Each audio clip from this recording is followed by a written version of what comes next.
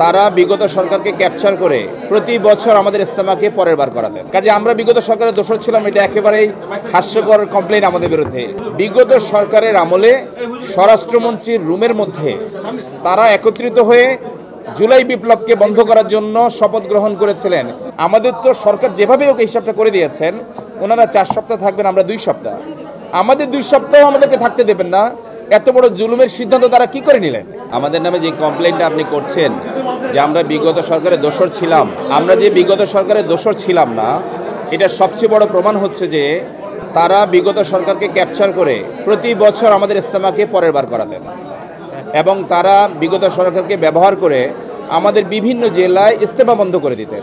ইজতেমা এত পবিত্র একটা আমাল, একটা জেলার সমস্ত মানুষ একত্রিত হয়, এমনকি বিধর্মীরাও সেখানে নানান রকম সাহায্য করে। সেখানে মুসলমানের ইজতেমা তারা বন্ধ করে দিতেন জেলায় কিভাবে, কোন হুকুমের বলে, কোন হিম্মতে? বিগত সরকারের স্বরাষ্ট্রমন্ত্রীর ছেলে ওই দুষ্টপক্ষের একজনের বিজনেস পার্টনার হওয়ার কারণে স্বরাষ্ট্রমন্ত্রীকে সরাসরি ব্যবহার করে তারা আমাদের ইজতেমাগুলো বন্ধ করে দিতেন, মসজিদগুলো থেকে জামাতগুলোকে বের করে দিতেন এবং আমাদের ইজতেমা প্রতি বছর দ্বিতীয়বারে করতেন। কাজে আমরা বিগত সরকারের দোষর ছিলাম, এটা একেবারেই হাস্যকর কমপ্লেইন আমাদের বিরুদ্ধে। This is number 1।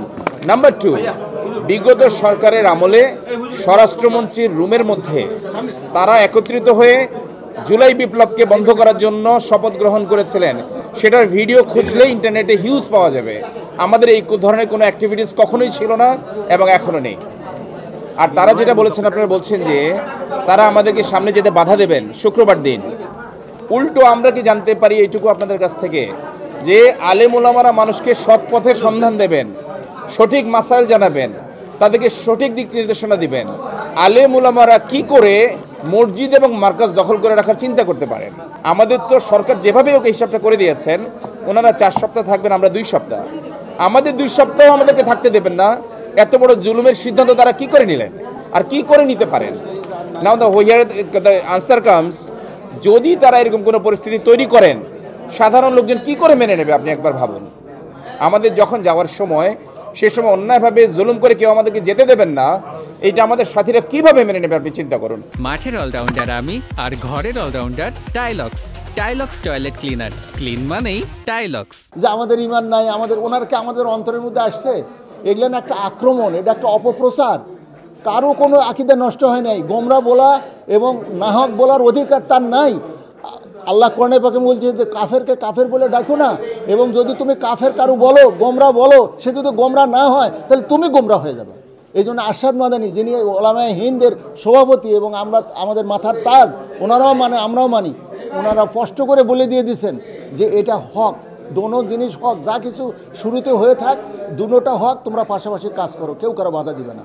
এবং পাকিস্তানের যারা এখানে এই ওলামায়ে একরাম, যারা মাওলানা তাকি ওসমানীর অনেকগুলো ছাত্র আছে বাংলাদেশে, উনি নিজে বলছেন যে দেখো তোমরা কোনো পক্ষ নিও না। প্রথম চিঠি দিয়েছিলেন, এখন উনি চিঠি দিয়েছেন, দুটোই হক মনে করে, একজন হানাফি মাযহাব, একজন শাফি মাযহাব। 4টা মাযহাব কি সারা পৃথিবীতে চলতেছে না? চলছে তো। সেই কারণে শুধু অপপ্রচার তারা করে, শুধু দুর্বল করার জন্যে মৌলানা সাদ সাহেবের দুর্বল। আচ্ছা, যদি আপনি মৌলানা সাদ সাহেবকে এক প্ল্যাটফর্মে আনেন, আপনি মীমাংসা করতে চান, তাও তো আপনাকে মৌলানা সাদ সাহেবকে আনতে হবে। আনার পরে উনি বক্তৃতা করেন, উনি বক্তৃতা করার পরে আপনারা বসেন, আপনারা ওনাকে নিয়ে বসেন, ওনাকে নিয়ে আসতে হবে। এই সমস্যার সমাধান করতে হলে এক প্ল্যাটফর্মে আসতে হলেও ওনাকে আনতে হবে মৌলানা সাদ সাহেব। আমরা বলছি যে ঠিক আছে, মৌলানা সাদ সাহেব আপনারা আনে, তার সঙ্গে ঘরোয়াভাবে বসেন। এটা কোনোটাই আর্গুমেন্টে তারা কিন্তু টিকতে পারবে না।